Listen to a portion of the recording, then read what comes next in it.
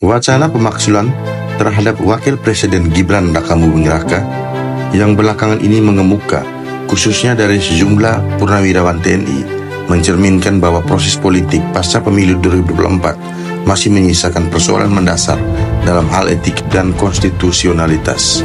Meskipun secara hukum, usulan pemaksulan ini belum memiliki landasan yang cukup kuat, kemunculannya tidak bisa dipandang remeh, sebab ia lahir dari keresahan sebagian publik terhadap praktik kekuasaan yang dianggap melampaui batas kepantasan demokrasi.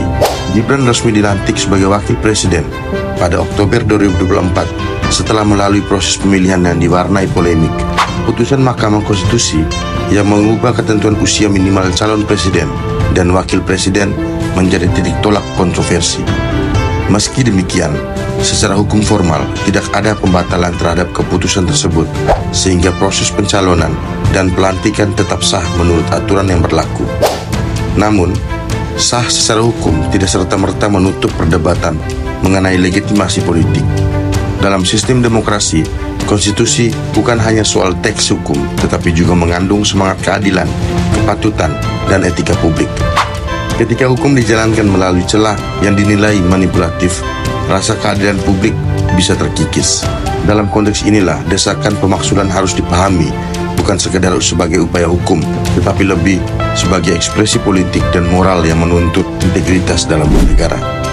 Perlu dipahami bahwa proses pemaksulan di Indonesia diatur sangat ketat oleh Undang-Undang Dasar 1945.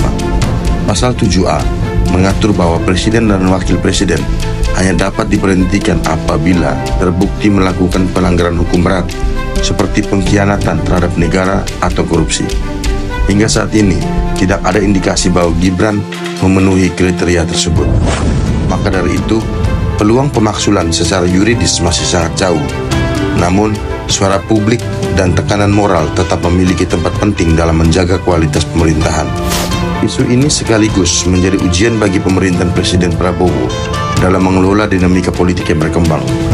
Mampukah pemerintah merespon kegelisahan publik dengan bijak dan terbuka, atau justru menutup ruang kritik atas nama stabilitas? Jika tidak dikelola dengan cermat, potensi delegitimasi politik bisa mengganggu konsolidasi pemerintahan di masa awal kekuasaan. Dalam situasi seperti ini, peran masyarakat sipil menjadi sangat penting. Partisipasi publik dalam mengawal jalannya pemerintahan dan menjaga marwah konstitusi adalah pilar utama demokrasi. Pemaksulan mungkin belum relevan secara hukum, tapi desakan moral yang kuat dapat menjadi pengingat bahwa kekuasaan harus dijalankan dengan penuh tanggung jawab, bukan sekadar melalui jalan legal formal, melainkan juga dengan kesadaran etis dan komitmen terhadap kepentingan rakyat. Indonesia telah menempuh perjalanan panjang dalam membangun demokrasi. Jangan sampai proses tersebut dirusak oleh praktik-praktik yang mereduksi makna konstitusi menjadi sekadar alat legitimasi kekuasaan. Demokrasi bukan hanya tentang menang atau kalah dalam pemilu, tetapi tentang menjaga kepercayaan rakyat melalui pemerintahan yang adil, terbuka, dan berintegritas. Saya percaya bangsa ini masih punya banyak orang baik yang ingin demokrasi tetap hidup, bukan hanya di atas kertas, tapi juga di dalam nurani.